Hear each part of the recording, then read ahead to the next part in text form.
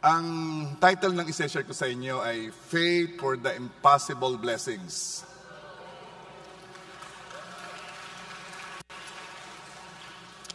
This is the year of impossible blessings. The season of one day and series of one days. Marami nang tumanggap sa inyo ng kanilang one day. May mga nabigyan ng visa kahit imposibleng mabigyan. Lahat ng reason para ma-deny ay nasa kanya na, pero nabigyan.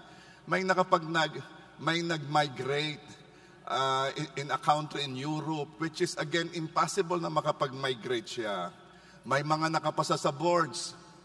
Ayaw ko na masabihing imposible, pero nakapasa sa boards, sa biyaya ng Diyos, madami. Mayroong nanalo, may gumaling, may na-employed, may naka-done deal. May nakabili ng bahay. Kahit yung mga nasa New Zealand na nagsasabing natanggap na nilang one day nila at pinakita ang picture ng kanilang bahay. May nagkaroon na sasakyan. Mayroong mga first time na nagkaroon na sasakyan. May naka-travel. May na-restore na relationships. May naging Christian sa family. May nakalaya sa bisyo. Napakaraming tumanggap ng one day. Amen ba? Now, this is the last Sunday of the first half of the year. And we are going to the second half of the year. And I am declaring at sinasabi ko sa inyo, marami pang tatanggap ng kanilang impossible blessings. Sino ang gustong tumanggap ng impossible blessings from God? Amen. Isa sa tumanggap ng impossible blessing na mababasa natin sa Bible ay si Abraham. At tingnan natin kung paano nangyari ito. At I pray makakuha tayo ng how-tos, ng mga tips. Paano ba, Abraham, paano ka ba nakatanggap ng impossible blessings? Dahil talaga namang impossible blessing ang tinanggap niya. Abraham received a promise of God by faith. Romans 4:16. So, the promise is received by faith. It is given as a free gift. Wow! Lahat nag-i-start sa promise. Lahat nag-i-start doon. At yun ay libre, biyaya. Saan po makikita yung promise ni God? Sa kanyang salita. Ito'y tinatanggap natin ng libre sa pananampalataya. Ito'y free gift. Pero, kailangan mong marinig ng marinig. Yun. You have to hear and hear para yung faith ay pumasok. Kailangan mong marinig ng marinig ang salita hanggang maging buhay ito. Hanggang maging active, specific word ni Lord sa'yo.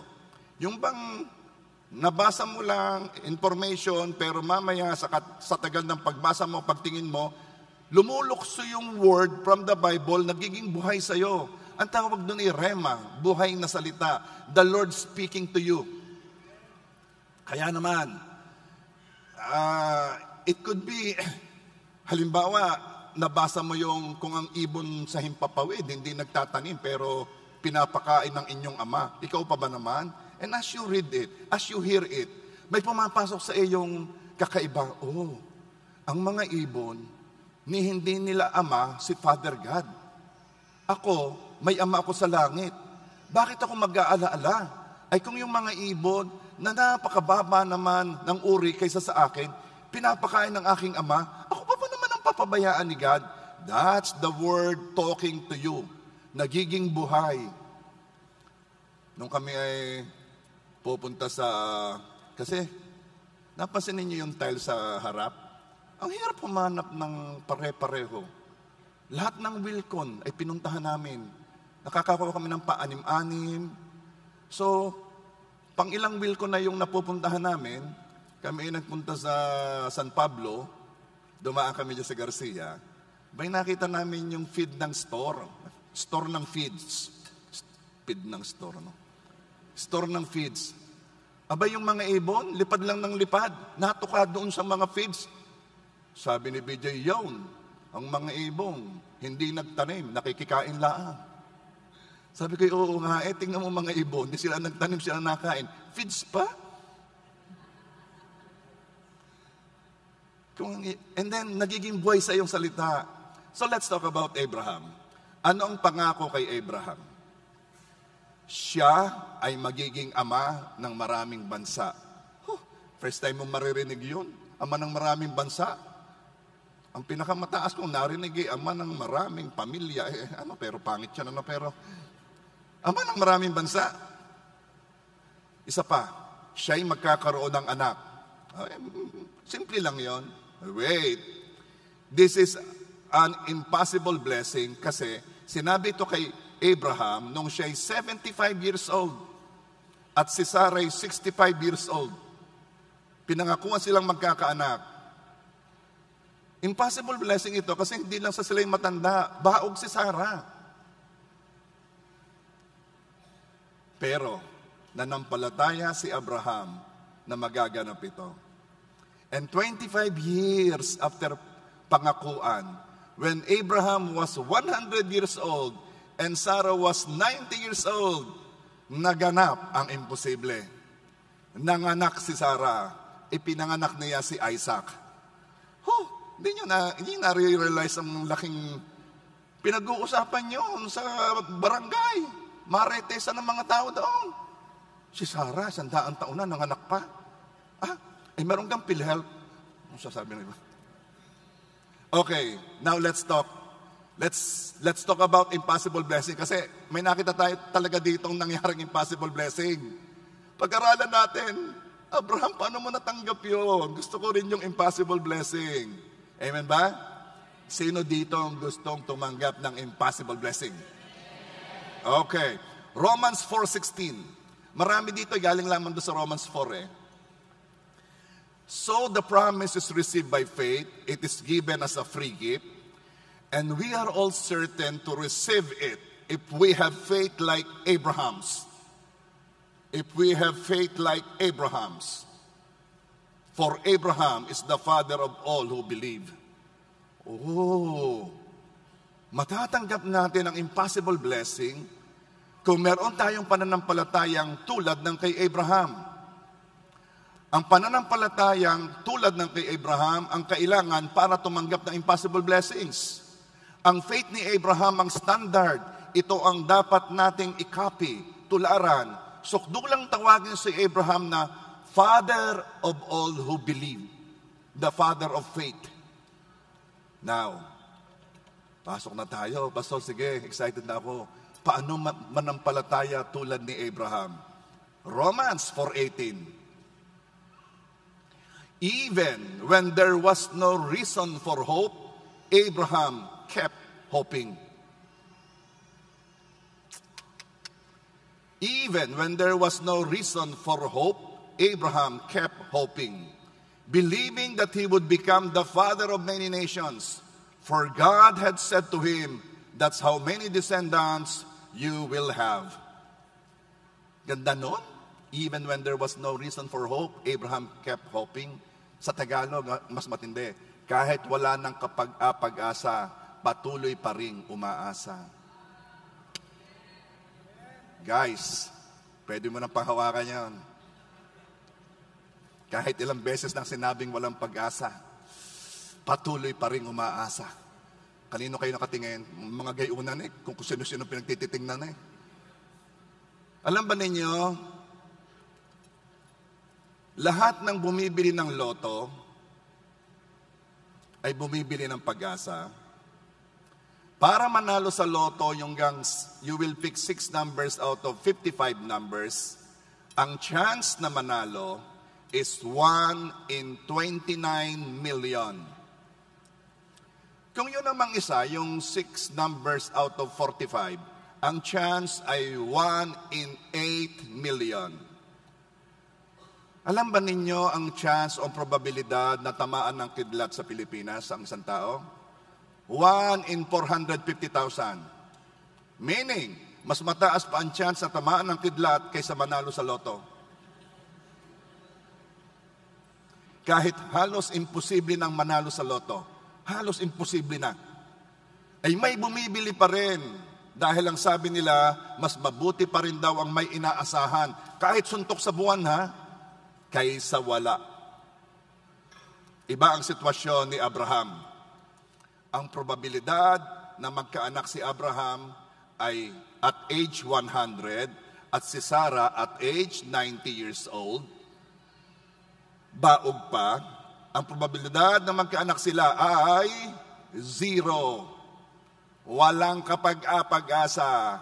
No chance. Impossible.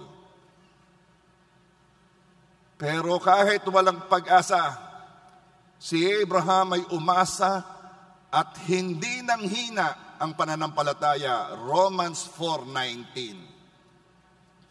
And Abraham's faith did not weaken, even though at about 100 years of age, he figured his body was as good as dead, and so was Sarah's womb. Umasa na nga ng walang kapag-asa, tapos habang nananampalataya, hindi pa nanghina. Ano ba naman yan? Pastor, kung sasabihin mo sa akin, para ko tumanggap na impossible blessing, ay tutularin kong ang pananampalataya ni Abraham ay para namang napakahirap. Parang hindi ko kayang kanyang pananampalataya. Umaasa kahit walang pag-asa. Ay ako'y kaunting rejection lamang, ayaw ko na. Samantalang sasabihin mo, umaasa kahit walang pag-asa.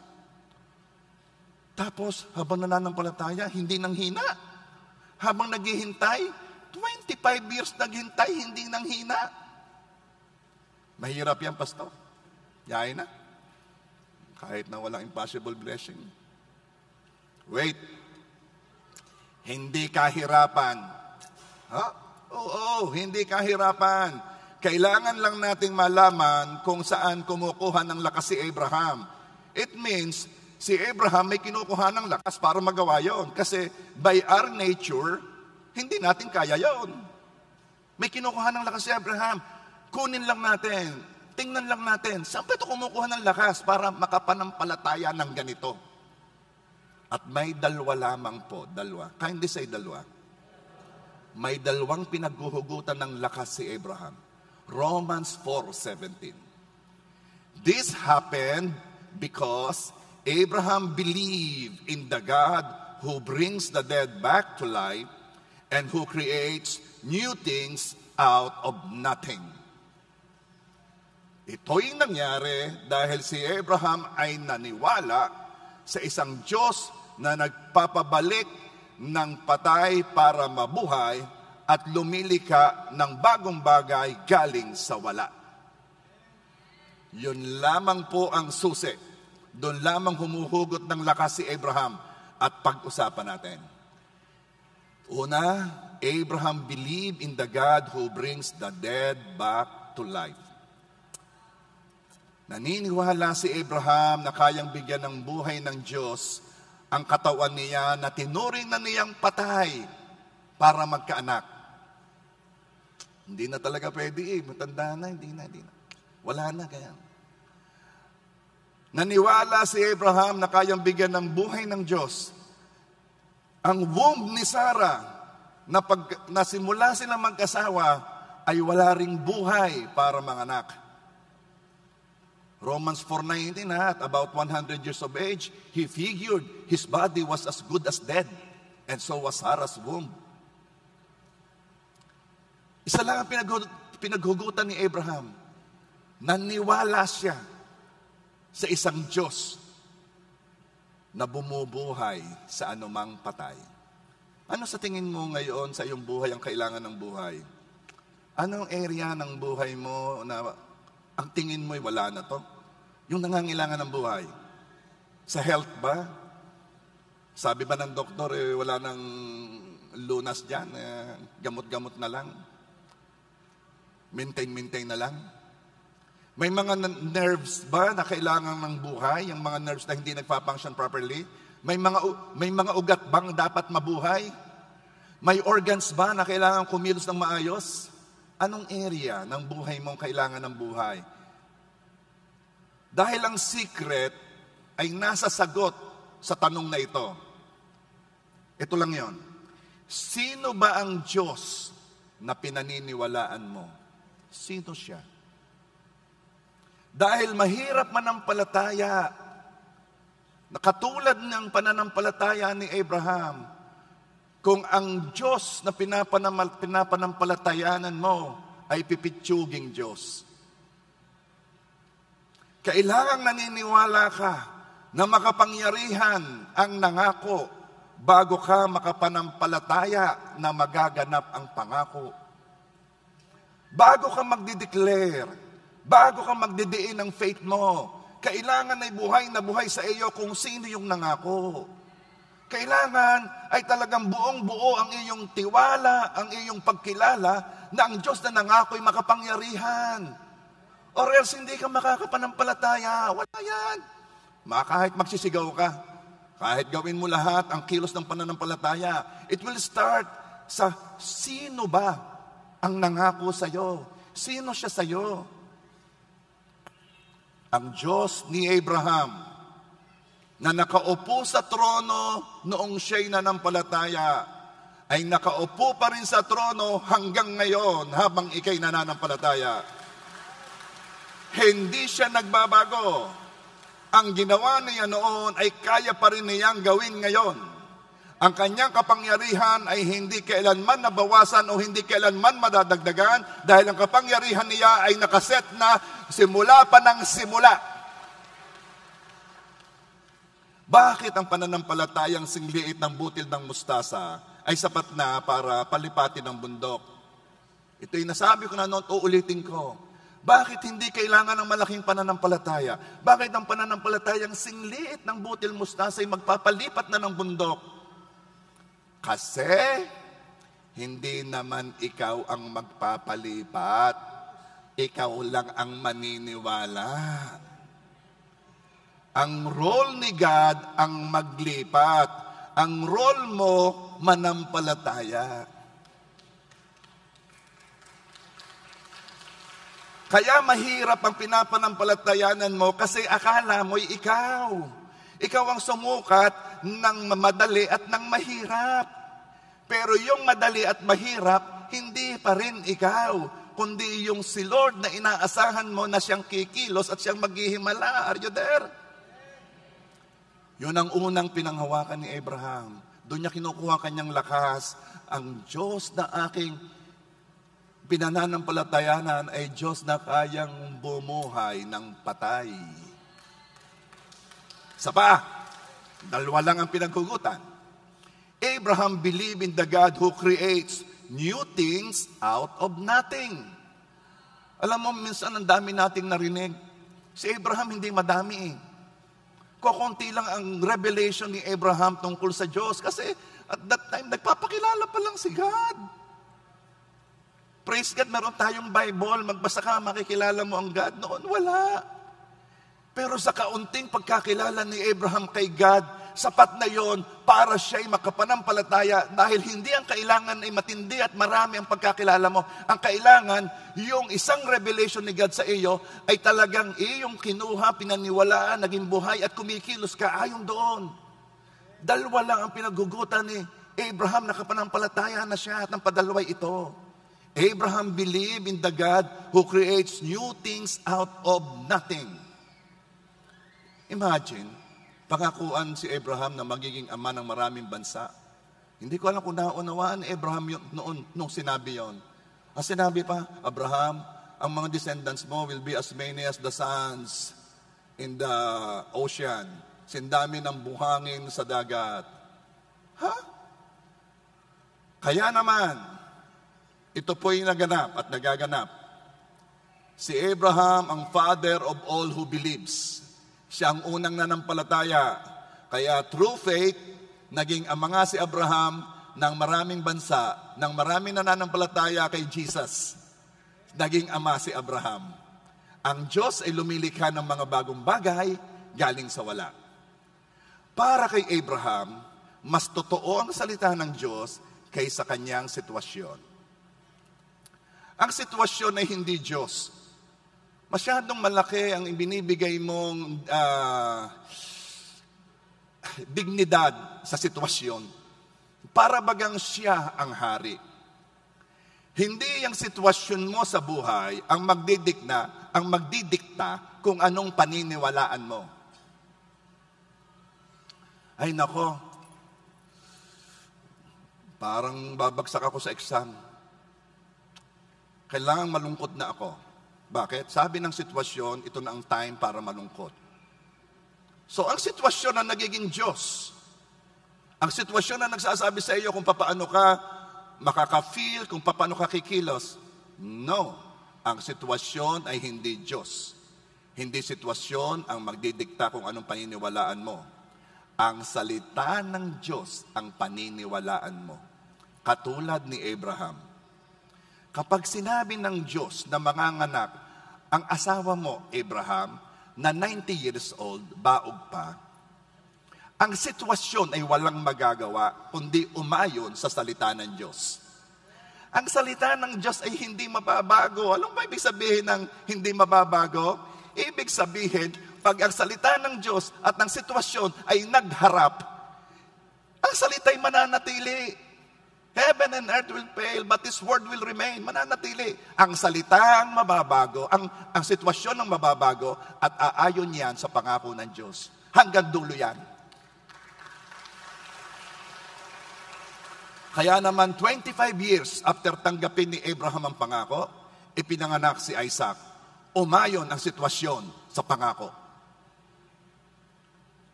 Kaya, when there was no reason to hope, Abraham kept hoping. Bakit, pastor? Dahil hindi naman siya sa reason nagtitiwala. Siya'y nagtitiwala sa sinabi ni God. Alam mo, kaya minsan hindi tayo makapanampalataya, ang galing natin magrason galing natin mag-analyze Alam natin ang lahat ng reason kung bakit hindi mangyayari. Alam natin ang lahat ng anggulo kung bakit hindi pwede. Ang puntos, kahit, sabi ni Abraham, kahit there was no reason to hope, he kept hoping. Bakit? Kasi hindi naman reason ang magdidikta sa kanya kung ano ang mangyayari. Ang salita ng Diyos ang nagdidikta. Kaya Romans 4:18 even when there was no reason for hope, Abraham kept hoping, believing that he would become the father of many nations. Bakit? For God had said to him, yun ang secret. Kahit pa anong reason, may sinabi ang Diyos For God had said to him, hindi, napag-isipan ko na yan. Lahat nakausap ko na. Lahat ng kakayanang ginamit ko na. Lahat ng kapangyarihan nilapitan ko na. Lahat ng resources ay nandiyan na. Hindi talaga pwedeng mangyari. Kay Abraham, ang reason kaya imposibleng mangyari, ano man yon, ay hindi totoo. Kay Abraham, ang salita ng Diyos na mangyayari ang imposible, ang totoo.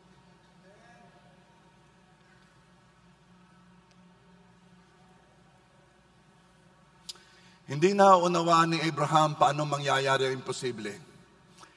Actually, hindi niya kailangang maunawaan. Bakit? Hindi siya concerned doon. Bakit? Hindi naman siyang gagawa ng imposible.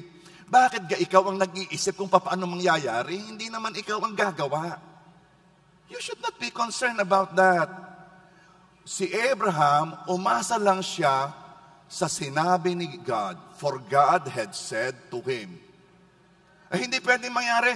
Hindi Sinabi ng Diyos sa kanyang salita Hindi nga, naisip ko na nga lahat nga ganito, imposible yan. Hindi Sinabi kasi ng Diyos sa kanyang salita Christian, if you want to receive impossible blessing, ang concern mo lang ay kung anong sinabi ng Diyos. Yun lang. Our faith does not depend on our circumstances. Our faith depends on what God promised.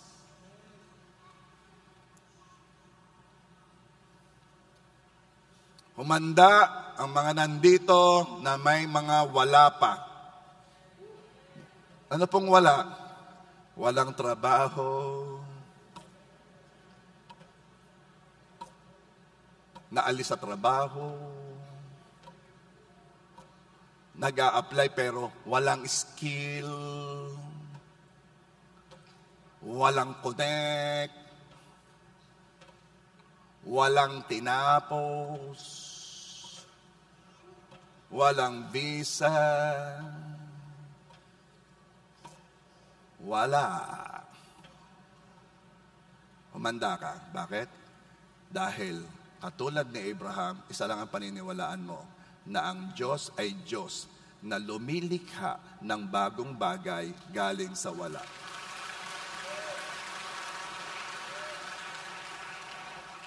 Walang bahay, walang sasakyan, pero may parking.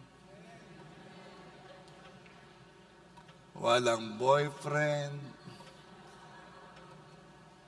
walang girlfriend, walang anak. Humanda ka. Lilikha ang Diyos ng bagong bagay galing sa wala. Kanino yun? Kanino yun? Tingnan mo yung katabi mo. Sabihin mo, anong wala sa'yo?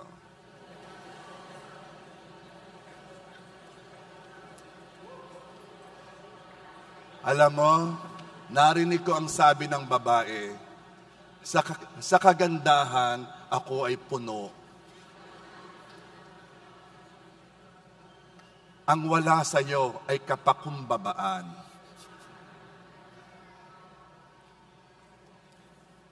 Like Abraham, we must live by faith. Hebrews 11:6, and without faith, it is impossible to please God, because anyone who comes to Him must believe that He exists and that He rewards those who earnestly seek Him. Sa gaganda ng mga verses na ito. Anyone who comes to Him must believe na ano? Anong paniniwalaan ko? That the God who brings the dead back to life, the God who creates new things out of nothing, exists. Na yung just, yung God na bumubuhay ng patay, yung God na nagpapalabas galing sa wala, ay nandito. Hindi ito positive confession lang. Hindi ito manifest lang. Ito'y Diyos na nagsasalita. Ito'y Diyos na nagsasabi kung ano ang kanyang katangian. Ako ang Diyos na bumubuhay ng kahit anong area ng buhay mo na kailangan ng buhay. Ako ang Diyos na nagsasabi na kahit wala ka, ay pwede kang magkameron dahil ako'y Diyos na lumilikha ng mga bagong bagay galing sa wala. Isipin mo, ano yung wala ka ngayon? Isipin. Naisip mo na? Hindi pa ho, napakadami eh. O sige, ilista mo. And then, ilagay mo yon sa kamay ng Diyos.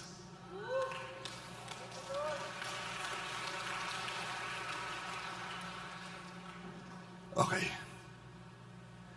I could sense faith rising. Kung gusto mong magtanim, sabihin mo kay God, Lord, Ikaw ang Diyos na nagpapalabas ng bagong bahay galing sa wala. Ito po ang wala ko. Pinapanampalatayanan ko kung sino ka.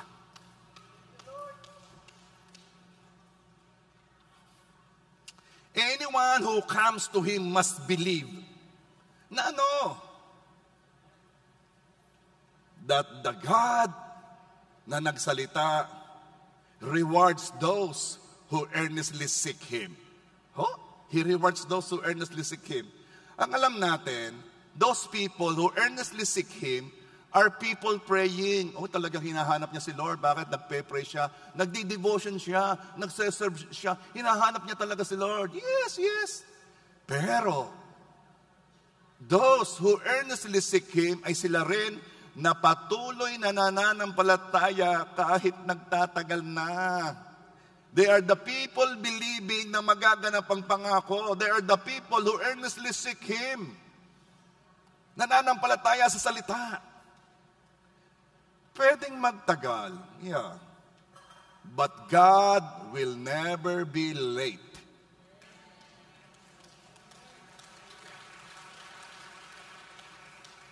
God was not late kay Abraham at Sarah. Hindi siya late. Hindi yan 100 taon na eh. 90 years na late na. Sino may sabi sa iyo? Kung walang pangako, ay di lalong wala. Hindi siya late.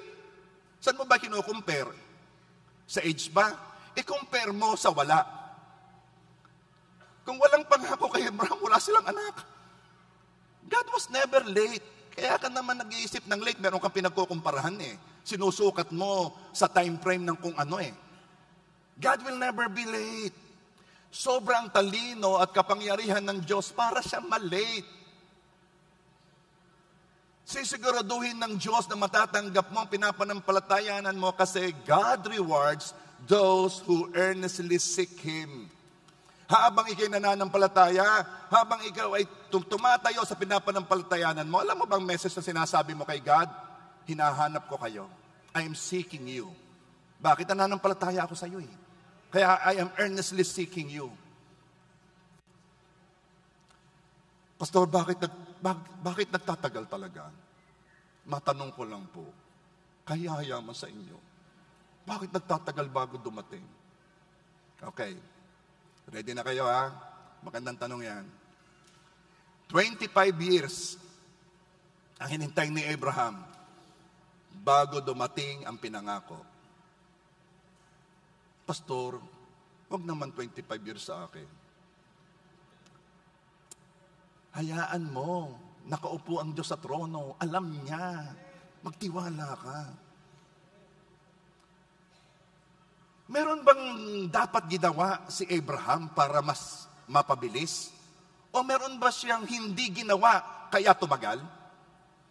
This is always the question we ask pag nagtatagal na. Kaya habang nagtatagal, ano mga nangyayari? Naiinip po. Hindi lang naiinip. Na-anxious. Sobra na, nag-iisip na, overthinking na, maya-maya naapektuhan ang katawan. Samantalang, all you have to do is trust. This is what we always ask pag nagtatagal na, may nagawa ba akong mali? Kaya ito'y nagtatagal. May dapat ba akong gawin para bumilis? What if the reason kung bakit nagtatagal ay hindi dahil sa'yo? Kung hindi dahil kay God. Romans 4:20. Abraham never wavered in believing God's promise. In fact, his faith grew stronger, and in this, he brought glory to God. Could it be na kaya nagtatagal, quote-unquote, ang nagtatagal kasi yan ay sukat mo? Could it be na kaya nagtatagal ay dahil God wants to receive glory from you? Kung ang Diyos ay tumatanggap ng luwalhati kapag ikay nananampalataya, could it be kaya nagtatagal kasi ang proseso ng pananampalataya mo ay nagbibigay ng luwalhati sa Diyos? Oh, church, we should understand, it is never about us. Hindi kailanman na ang mundo'y naging dahil sa atin o para sa atin. It is always about God. Hindi nagduda si Abraham. Sa halip, lalo pang lumakas ang faith. And in this, he brought glory to God. Yung hindi nagduda, it means dumadaan siya sa period ng pananampalataya. Kaya nga hindi nagduda eh. Abraham never wavered in believing God's promise. Sa halip, ano nangyari? Lumakas pa ang pananampalataya niya, meaning mas nagbibigay pa siya ng luwalhati sa Diyos. It is never been about us.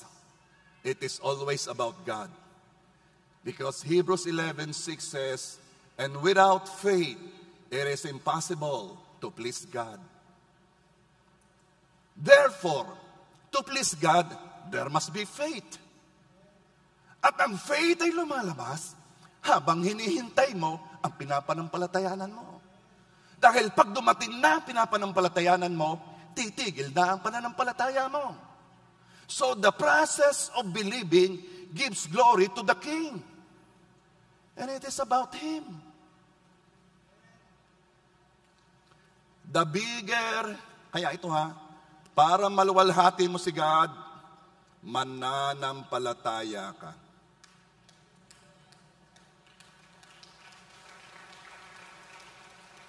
The bigger na pinapanampalatayanan mo, the bigger the glory na tinatanggap ni Lord, kasi nagpapakita ka ng laki ng tiwala at paniniwala mo sa pinapanampalatayanan mo. Okay. Siguro, sasabihin mo, Pastor, ako'y tiwala sa iyo. Alam kong pagdating mo sa amin, ay dahil birthday ko, may dala kang lechon. Nagtitiwala ako sa iyo. At hindi baboy ha, alam ko. Nagtitiwala ako sa iyo. Lechon baka ang dala mo. Ano kaya sasabihin ko? Salamat sa pagtitiwala mo. Hindi ko akalaing ganyan kalaki ang tingin mo sa akin. Hindi ko akalaing ganyan ang kakayanan ko para sa... ang dating ng kakayanan ko sa iyo. Kakatawa naman. You really believe I can do that? Oo, Pastor. Kayang-kaya mong gawin. Wow. Pero ang sunod kong tanong, gusto ko ga. Ito po ang sa Diyos. Ito po ang sa Diyos. Kapag ikay nananampalataya sa Diyos, ng bagay na malalaki, nagbibigay ka ng luwalhati sa Diyos. Kasi kung anong hinihingi mo, yun ang tingin mo kay God. Uulitin ko. Kung anong hinihingi mo, yun ay sukatan kung anong tingin mo kay God.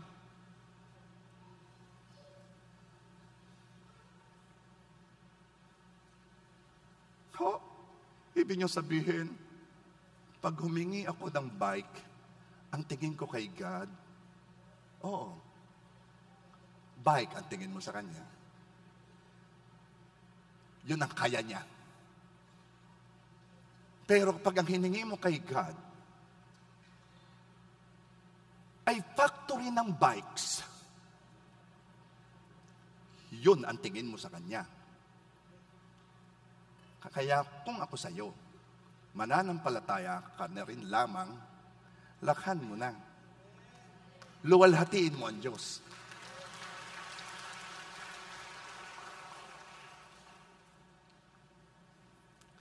Ang hingin mo kay God yung hindi mo kayang makuha o makamit. Bakit kayo hihingi ng kaya mo? Anong pananampalataya ang gagawin mo doon? Naalala ko yung long time ago, talaga na ang preaching ng faith in prosperity ay talagang malimit tinuturo, no? Kanya-kanyang testimony. Ay merong bishop na siya ngayon, pero dati hindi, taga Quezon. Mayaman yun, negosyante, nagpastor. Mayaman yun, nagpatotoo. Ako'y nagtanim, at ako'y umani ng Mercedes-Benz. Wala kang napalakpak. Bakit? Kilala namin siya, milyonaryo yun. Sasabihin ni siya, walang dating. Kasi bakit kayo hihingi ng kaya mo? Hindi mo na nga kailangan ng pananampalataya doon.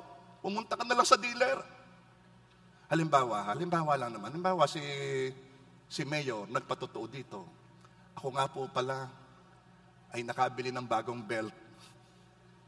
Papalakpa kayo? Ha? Pinapatotoo niya yun. Kaya kong ibigay yun eh. Anong ibig kong sabihin? Kung mananampalataya ka, ang hingin mo kay Lord, yung hindi mo kaya. Maaaring imposible sa iyo, o maaaring normal sa iyo, kayang-kaya mo ang Land Cruiser. Huwag kang hihingi noon. Normal sa iyo yun eh. Ang hingin mo, helicopter. Yung di mo kaya. Ikaya ko rin ho yan. Humingi ka ng jet.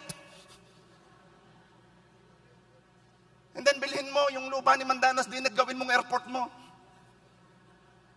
Okay. Nagbibigay ako ng example ha. Kung gusto mong luwalhatiin ng Diyos sapagkat ang hinihingi mo ay ayon sa pagkakilala mo sa Kanya, hihingi ka sa Diyos na may-ari ng langit at lupa, then hingin mo yung hindi mo kaya. Dahil para maluwalhati siya, kailangan manampalataya ka. Because it is impossible to please God without faith.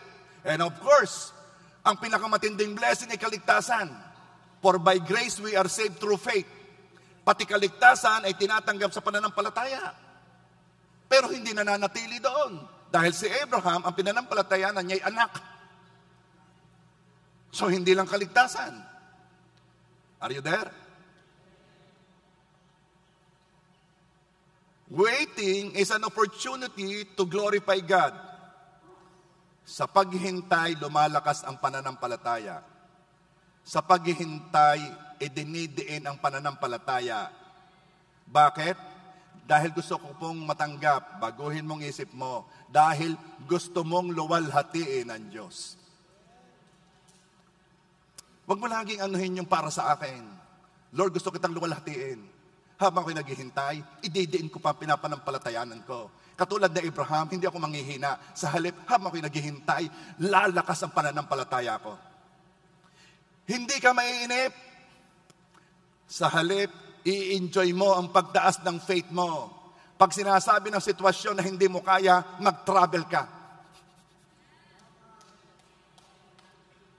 Napakadaming bagay na kaya mo hindi kaya ay dahil naglagay ang isip mo ng boundaries, nagbigay ang isip mo ng limitasyon. Abraham never wavered in believing God's promise. In fact, his faith grew stronger. Habang naghihintay, huwag kang magpapabuli sa sitwasyon. Sa halip, idiin mo lalo ang pinapanampalatayanan mo. Again, ang pinakamatinding ginagamit ng kaaway, kaya minsan humihina ang pananampalataya, ay sabihin, ikaw ang nagkamali, kaya hindi ka tumatanggap dahil mo.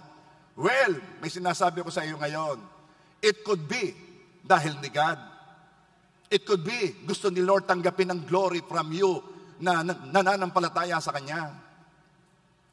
Kaya habang naghihintay, huwag kang magpapabuli sa sitwasyon. Abraham, kailan darating yung sinasabing mga descendants mong iyan? Anong isasagot ni Abraham? Nagsisimula na, di mo lang nakikita. Nasaan kaya pinapanampalatayanan mo sa sakyang iyan? Hindi kay iyan, dumaan, sabi ko nga'y umuwi. Sarah, kailan ka magkakaanak kay 89 na? Kayo ngang mga Pilipino, itigil na ninyo yung pamipressure sa mga kapwa. Nag-aaral. Kailan ka gagraduate? Gumraduate. O kailan ka magtatrabaho? Nagtrabaho. O kailan ka mong gasawa? Wala pa nga akong boyfriend eh.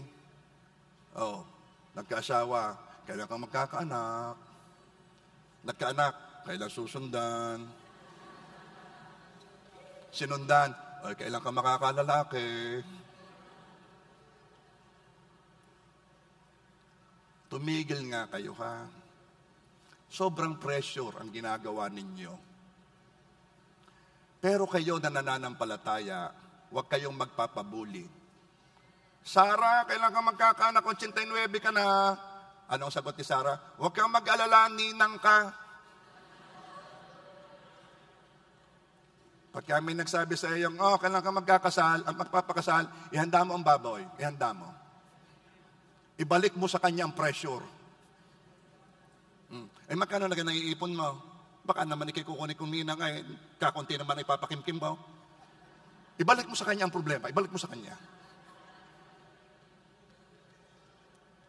Christians, may hawak tayong alas. Huwag kang magpapabuli sa sitwasyon. Ang sitwasyon ang magbabago, ang salita at ang pangako ng Diyos ay hindi. Anong alas mo? Na nagpapalakas ng pananampalataya mo? Kahit nagtatagal na? Kahit pa anong laki ng hinihintay mo? Ano yon? Heto yon. Romans 4:21. He was fully convinced that God is able to do whatever He promises. Yan ang alas mo. Ikaw ay kumbinsido. Hindi 99% convinced. You are fully convinced. Walang space para magduda. Walang space para matakot. ang space para mangamba, maging anxious. Ikaw ay fully convinced na that God, kindly say, 1, 2, 3, God is able to do whatever He promised. Sabihin mo nga sa katabi mo, gumising ka. Gagawin ng Diyos ang pangako niya.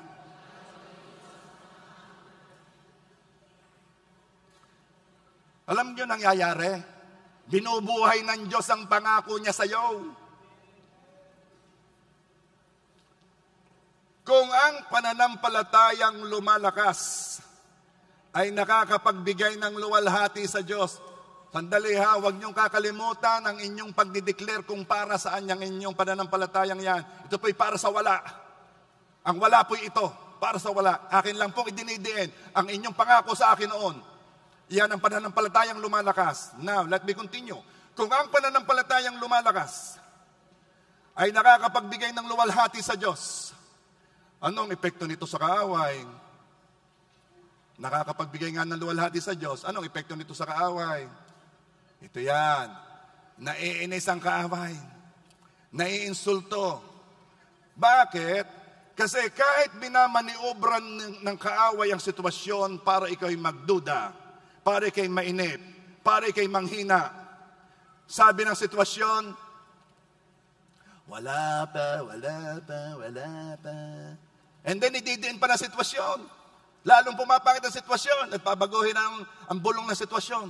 Wala pa, wala na. Anong gagawin mo? Lalo mong ididiin ang pananampalataya mo. Lalo mong taniman. Sabihin mo, may tanim ako. At pag dumidiin siya, didiin ka rin. Aani ako. Sabihin mo, pananampalatayang lumalakas. Paano nakikita ang pananampalatayang lumalakas? Ito yon. Kung dati, ang tanim mo'y isa, ngayon, ang tanim mo'y dalawa. Kapag ang sitwasyon, masyado kang pinanghihina, parang iniinip ka, sinasabi sa iyo, naku, mahirap na, idiin mo din naman ang iyo. Bakit? Kasi labanan niya ng salita at sitwasyon. Gusto ng sitwasyon panghinain ng pananampalataya mo. Itataas mo ang pangako sa iyo. Ay, ito, ako'y fully convinced that the God who promised these things will make it happen.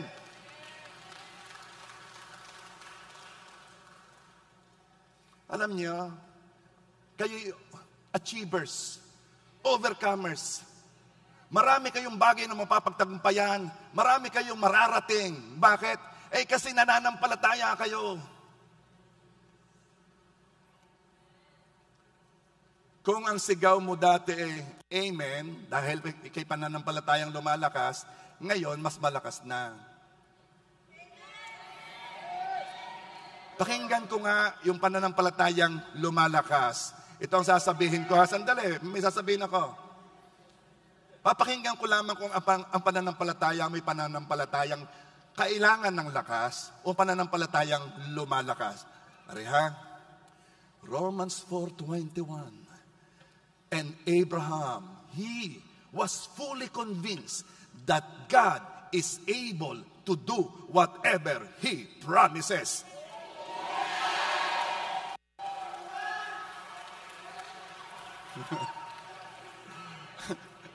Alam niyo, kung gusto niyong magbago ang sitwasyon ninyo, sigawan niyo. Huwag kayong magpapabuli sa sitwasyon. Ang sitwasyon nababago. Akala mo ang sitwasyon laging ganon. May sasabihin ako sa iyo, kaya siya ay lumalabas na malakas kasi takot siya. Alam niya na kapag kasalita ay humarap sa kanya, siya ay susunod sa salita, siya ay susunod sa pangako.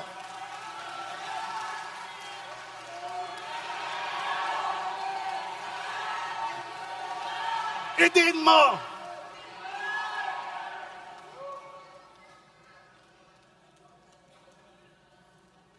Abraham never wavered in believing God's promise.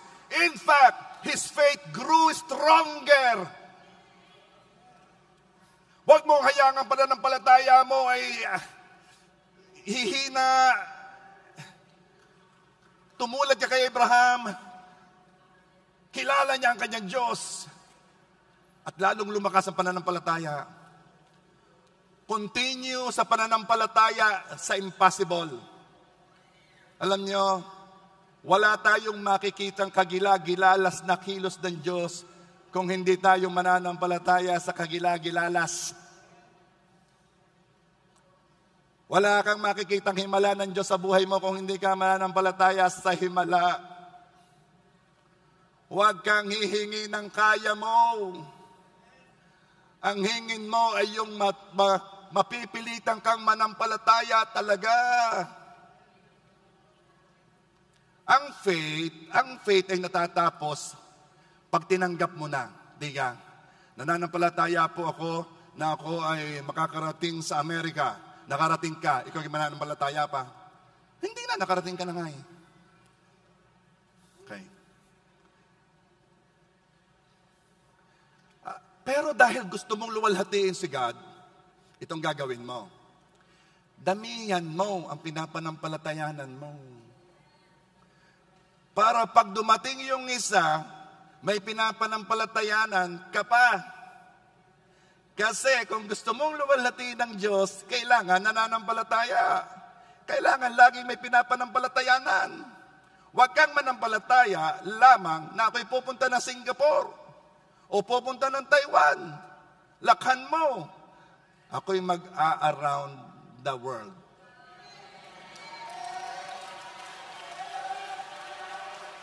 Para kahit makadating ka ng Canada, may pinapanampalatayanan ka ba? At nag-iipon ka ng pangdikit sa ref. Bawat pupuntahan mo, nagdidikit ka sa ref. At dahil marami ka nang napupuntahan, bibili ka pa ng isang ref.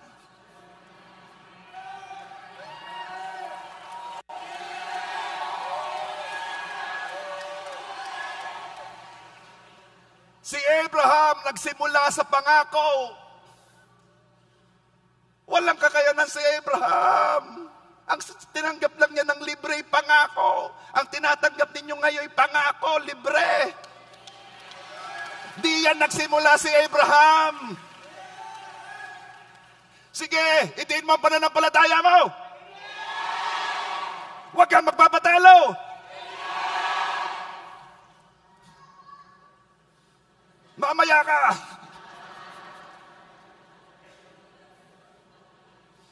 Tatayuan natin ng JA1 Church ang bawat city at malalaking bayan ng Bicol Region.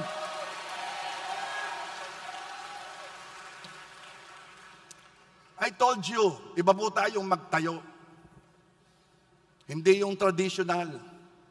Punta ka doon, pastor, may kilala ko doon, tumira ka sa bahay niya, magsimula ka. Ano hong church? Yung ang salas nila. Ano hong gamit? May karaoke yung mga yon.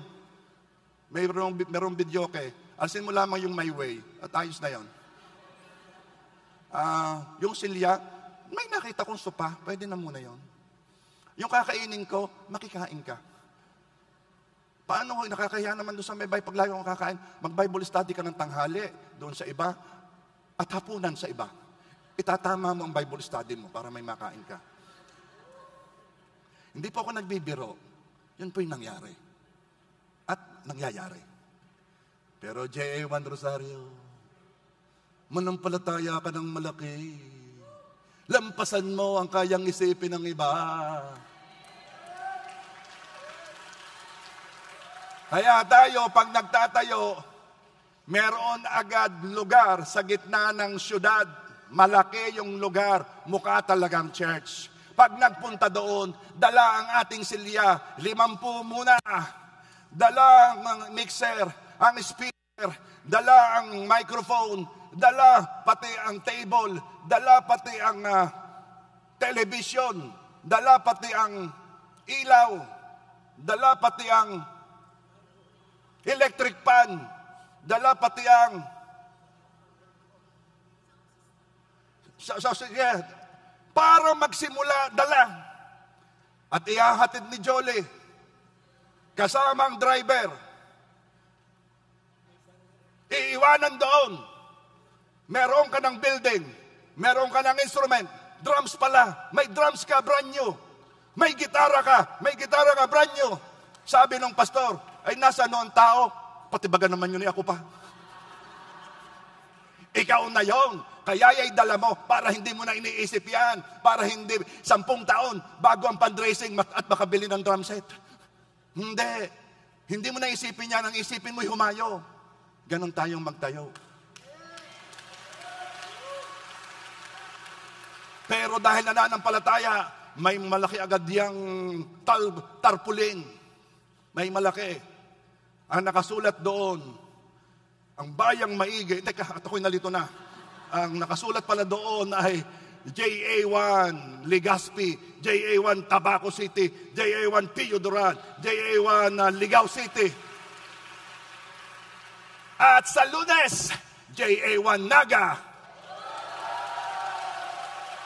May lugar na, nabili na kami ni BJ, ready na diyan. Pupunta na uli kayo sa Bicol, Jolimer, Martes ka. Martes ang punta mo. Ba't parang ikinatitigilan yata? Hindi naman ikaw mangiiwan doon eh. Dadalhin mo lang sila. Okay.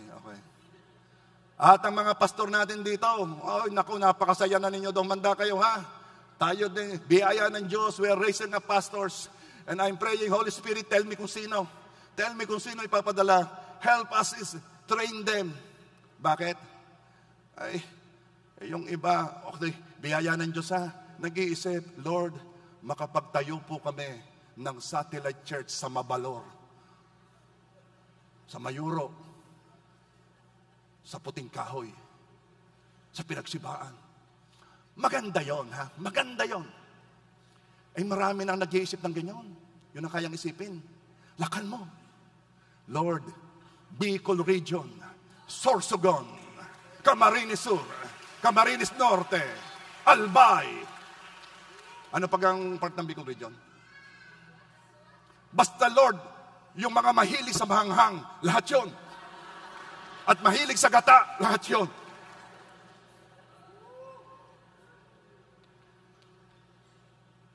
Hihingi ka rin lang kay Lord, lakhan mo na.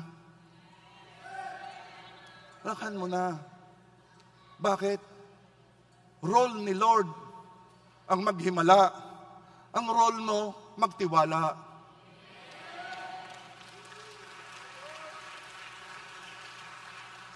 May nakausap ako. Sabi ko, ikaw, baka gusto mong mag-ampon ng church. Ano mag-ampon ng church? Adopt a church. Ano nga po yun? Ay, di bahala ka sa renta.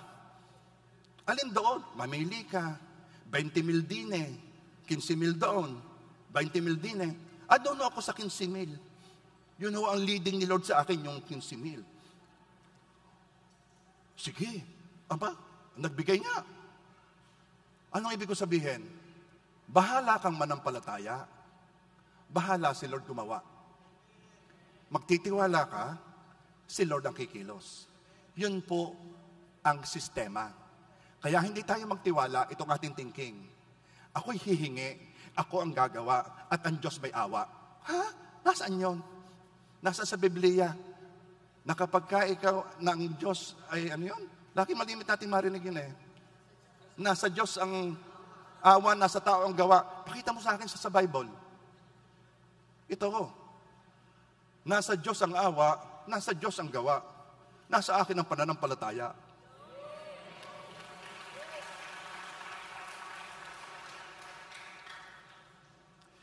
Hindi tayo titigil manampalataya. Hindi tayo uurong.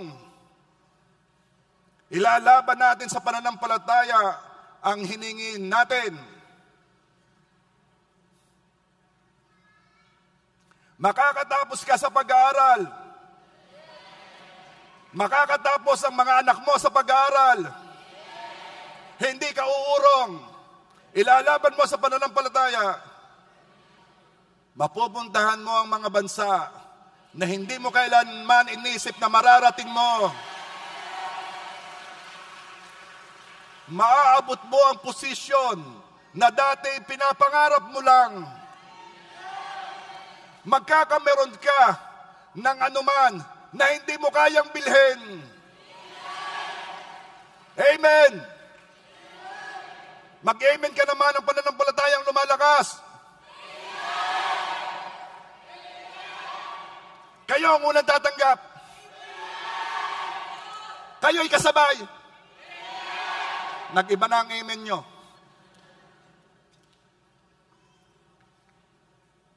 Gagaling ka sa sakit na sabi nila ay walang lunas.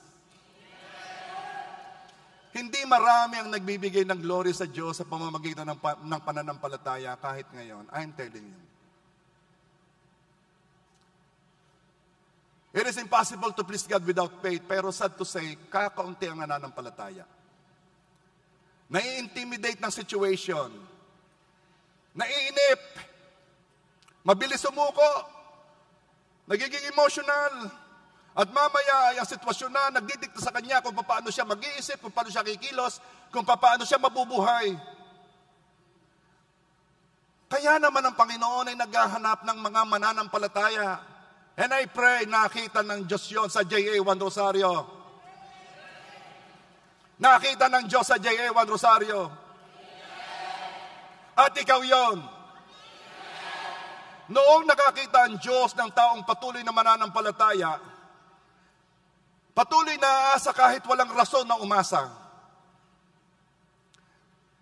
Hindi nang hina at lumakas pang pananampalataya hanggang matanggap niya ang pangako. Alam mo ang ginawa ng Diyos sa kanya? Itinuring ng Diyos ang taong iyon na matuwid. Romans 4:22. And because of Abraham's faith, God counted him as righteous. Di nyo alam ang dating sa Panginoon ng mga nananampalataya. Sa pananampalataya ni Abraham, itinuring na siyang matuwid. Pag may nagtatanong, bakit wala pa? Ang isasagot mo, cool ka lang, niluluwalhati ko pa ang Diyos. At hindi ka naiinip, hindi ka nalulungkot, masaya ka. Dahil kung saan masaya ang Diyos, doon ka rin masaya. Amen ba? Alam mo ba ang tawag ng Diyos sa mga nabubuhay sa pananampalataya? Righteous po. Well, ito ang tawag ng Diyos. Diba? The righteous shall live by faith. The just shall live by faith. Ito ang tawag ng Diyos. Hebrews 10:38. And my righteous ones will live by faith. Ang tawag sa iyo ay hindi lang righteous. Ang tawag sa iyo ay hindi lang matuwid. Ang tawag sa iyo ay ang aking matuwid. Ang aking righteous. My righteous ones. If you want to be called my righteous ones, live by faith. Manampalataya lagi. Lagi may pinapanampalatayanan. Pag natanggap ang isa, may pinapanampalatayanan pa. Pag nangihina, itiin ang pananampalataya. And God will say, my righteous ones. Alam mo kung bakit? Kasi ang ating Diyos ay may katangian. Siya ay Diyos na nalulugod kapag may naniniwala at nagtitiwala sa Kanya. Yun ang katangian niya. Naluluwalhati siya. Kapag mayroong isa na nakaupo, nalampasan ang dati niyang limitasyon at sabihin, Lord, pwede pala hihingin ko lang sa'yo. Hihingin ko lang sa'yo. Okay pa kaya? Isa na lang. Noon ang mga Hudyo ay kay Father God humihingi. Wala pa si Jesus wala pa. Humihingi sila after bringing their sacrifice. Hindi pa sila humihingi sa ngalan ni Jesus. Kaya sabi ni Jesus sa kanila, John 16:23 and 24, I tell you the truth, you will ask the Father directly and He will grant your request because you use my name. 24, you haven't done this before. Hindi pa nyo ito nagagawa. Ang kausap ni Jesus ay yung mga Hudyo at His time. Sinasabi niya, ngayon, humingi kayo gamit ang pangalan ko. At tatanggap kayo. And you will have abundant joy. Okay. Anong gusto kong sabihin? Si Abraham ay tumanggap nung Old Testament dahil may pangako ang Diyos sa kanya. Hindi niya ginamit ang ngalan ng Panginoong Yesus. Wala pa si Jesus eh. Hindi siya dumaan sa the way, the truth, and the life. Tayo ngayon ay mas matinding kasunduan na tinanggap ngayon sa New Testament. Tayo ngayon ay na kay Kristo. Mas matindi ang binigay sa atin na paraan ng paghingi at ng pagtanggap. At ano yon? In my name, sabi ni Jesus. As, using my name. In my name. Now, kung sila Abraham noon, hindi nila ginamit ang pangalan ni Jesus, pero tumanggap na sila. Tayo, na ibinigay sa atin ang privilege na gamitin ang pangalang pinakamakapangyarihan sa lahat. Binigay sa atin ang karapatan na gamitin ang pangalan ni Jesus na sabi sa Philippians 2 verse 9, 10 and 11. Therefore God exalted him to the highest place, talking about Jesus, and gave him the name that is above every name. That at the name of Jesus, every knee should bow in heaven, on earth, and under the earth. And every tongue, 11, acknowledge that Jesus Christ is Lord to the glory of God the Father. Yang pangalang yan, yan ang sabi ni Jesus na gamitin ninyo pag humihingi kayo. Dahil sa pangalang iyan, yan ay pangalan na mataas sa lahat ng pangalan. Yang pangalang iyan ay lahat ng tuhod ay luluhod. Sa langit, sa lupa, at sa ilalim ng lupa. Sa pangalang yan, yan kayo humingi sa Ama, sa pangalang yan.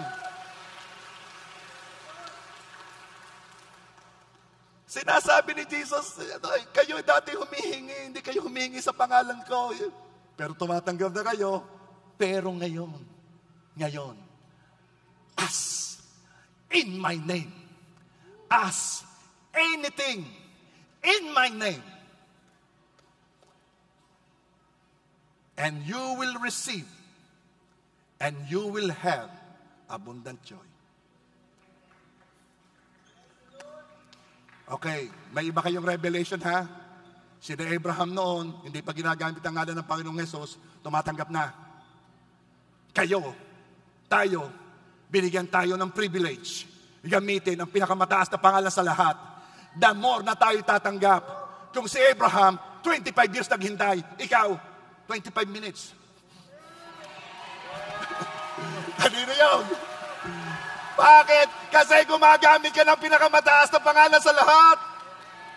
Of course, hindi ko alam kung kailan. Pero I'm telling you, you have something which is far, far more than what Abraham has. Meron kang mahigit kaysa kay Abraham. You have the name of Jesus. So ito ating gagawin. Alam ko kayo humingi. Humingi ka na noon. Pero iba ngayon ng revelation. Humihingi ka sa pinakamakapangyarihang pangalan sa lahat na binigay sa iyo. Stand up, please. Hihingi ka kay Lord. At saka huli-hulihan sabihin mo, hinihingi ko po ito sa ngalan. Idiin mo yung ngalan. Sa ngalan ni Jesus. Dahil iba ngayon ang paghingi mo, meron kang revelation. Sige, I'm giving you time. Ang hingin mo yung hindi mo kaya, ha? Go. Ask.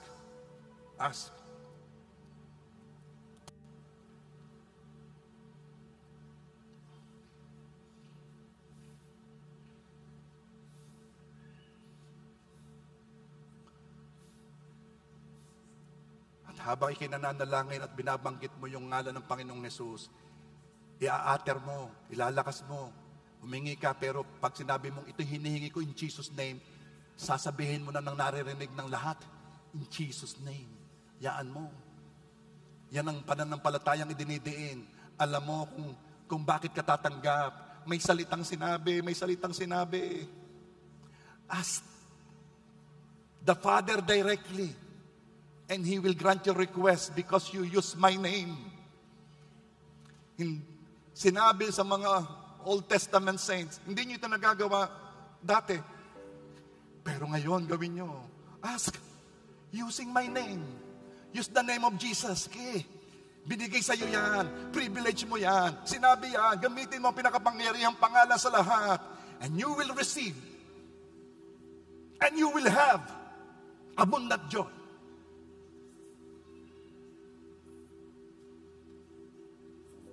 Sabihin mo, kung tapos ka na, in Jesus' name. In Jesus' name. Sige. In Jesus' name. In Jesus' name.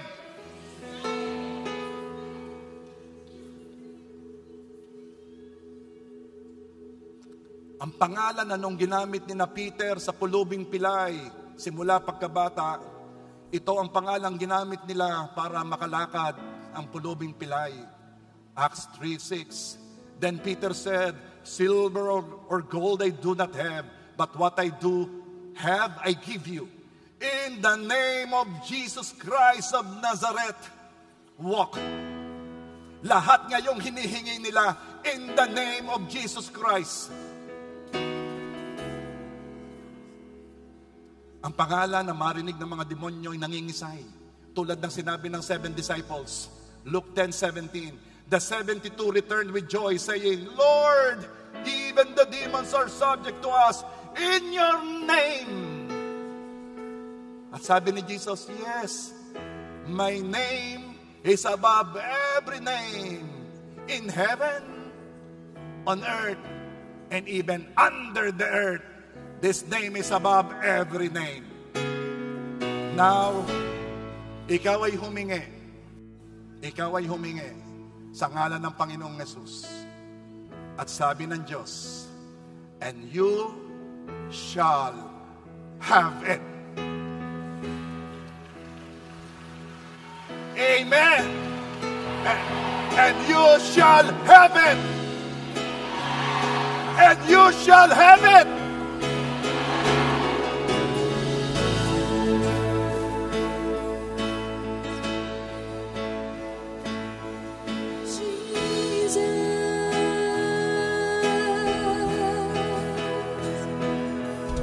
Shout Jesus from the mountain, Jesus in the street, Jesus in the darkness over every enemy, Jesus for my family, I speak the holy name, Jesus,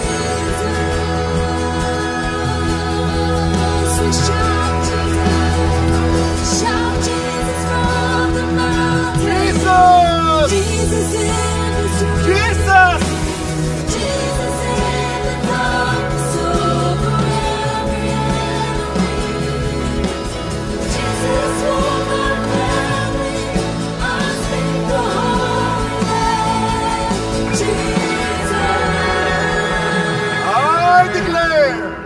I declare na ikaw, 10 ng iyong pamilya, 10 ng iyong angkan ay makakakilala sa Panginoon, tatanggap sa Panginoon, sapagkat kapag ka ang isa ay naligtas, lahat ay maliligtas. I declare in the name of Jesus.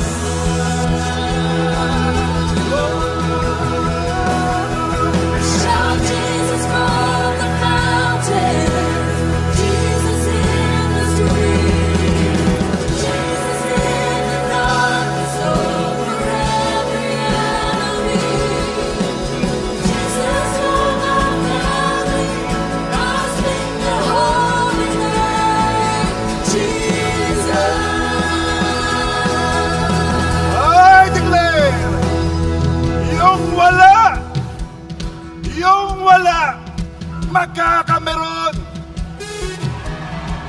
Yung walang trabaho, magkakameron.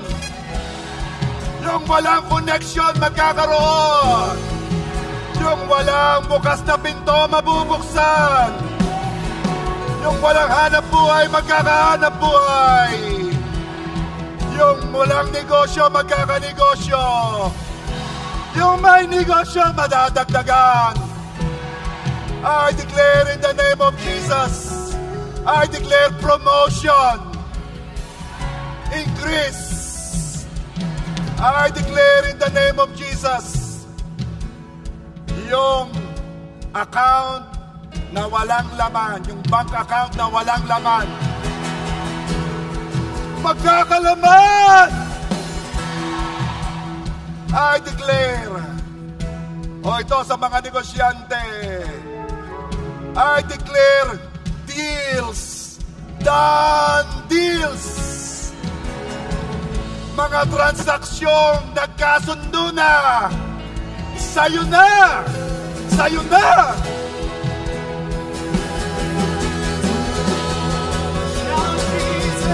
Shout Jesus from the mountain, Jesus in the street, Jesus in the darkness over every enemy, Jesus for my family, I speak the holy name, Jesus. Sa'yo, ng sitwasyon ay nagsasabi na wala pa. Ito ngayon ang sinasabi ng Diyos, meron na! Meron na! Yung matagal mo nang iniintay, nandyan na! Nandyan na!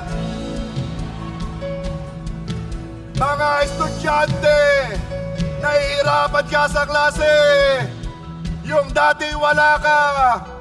Kung sabi mo noon wala kang talino, ngayon, meron ka ng talino, sobra pa. Yung dati wala. Meron kang kasama sa bahay na kailangan ng kagalingan.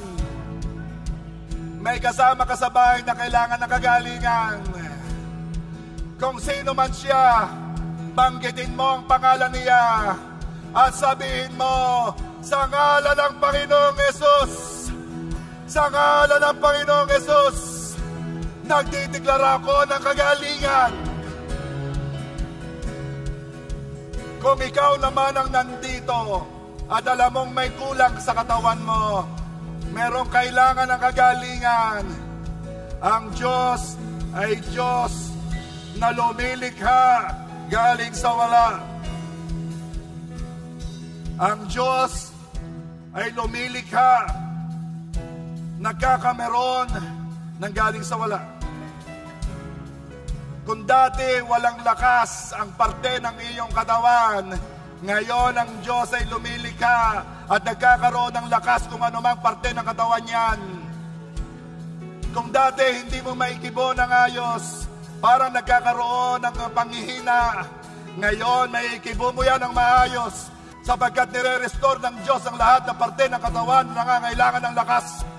Nagkakaroon ng buhay at dati walang buhay. Ang iyong Diyos ay Diyos na lumilikha, nagbibigay sa dating wala. Yung sabi ng iba na imposible, ngayon natanggap ko na.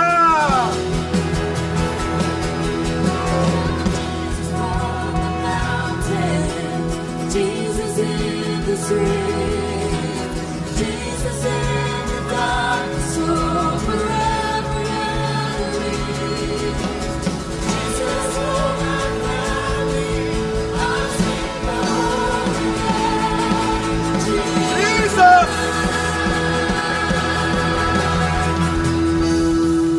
May mga sakit, matagal nang nambubuli, matagal nang nananakot. Ngayon, sakit, kaharap mo ang salita ng Diyos. Sakit, hindi ka malakas, nananakot ka lang. Ang sabi ng Panginoon, By the stripes of Jesus, we are healed. Kaya, ikaw sitwasyon, tinatapatan kita ng salita. Cancer, matagal ka lang nananakot. Ito ang katapat mo. Sa lahat ay natinamo ng Panginoong Jesus. Ikaw ay magaling na.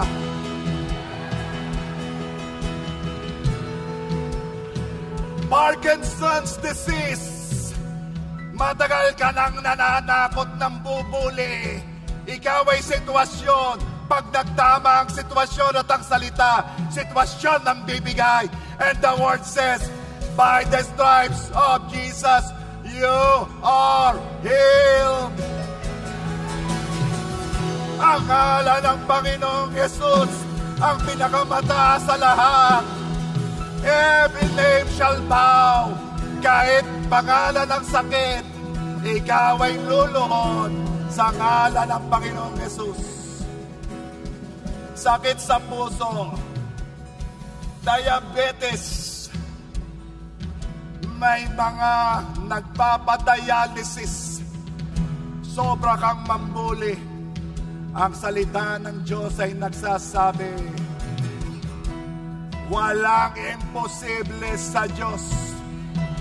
Ang Diyos, we are fully convinced that what God had promised, God will do.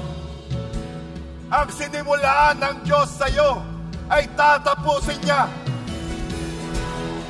Ang sinimulaan ng Diyos sa anak mo ay tatapusin niya. Ako ay nagdideklara, ang pamilya mo'y buo. Buo ang pamilya. Ako'y nagdideklara, ang iyong anak, ang iyong manugang, ang iyong apo, ang iyong kapatid, ang iyong pamangkin, sumasamba sa Diyos. Sumasamba sa Diyos. Shout Jesus from the mountain, Jesus in the street. Jesus in the darkness over every Jesus over valley, lost in the holy night.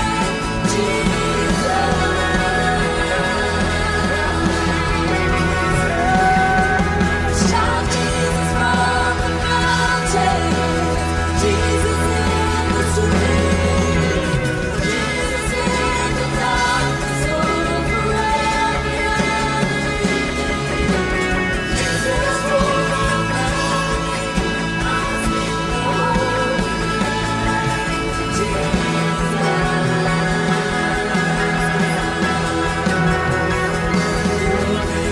Power. Maraming pastor ang lalabas dito. You will be sent out sa iba't ibang lugar. Magkakaroon tayo ng 3 services. Nasing dada, mas marami pa dito ang ibang services. I pray and I declare in the name of Jesus, bawat isa ay nag-iipon ng mga gantimpala sa langit. Bawat isa ay naghahayag ng salita. Bawat isa ay nag-aakay ng tao sa paanan ng Diyos. Bawat isa ay naglilingkod. Bawat isa yung buhay ay sinuko sa Panginoon. Bawat isa, bawat isa, bawat isa.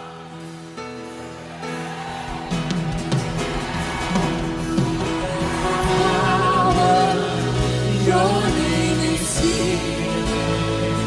Your name is love. Break every stronghold.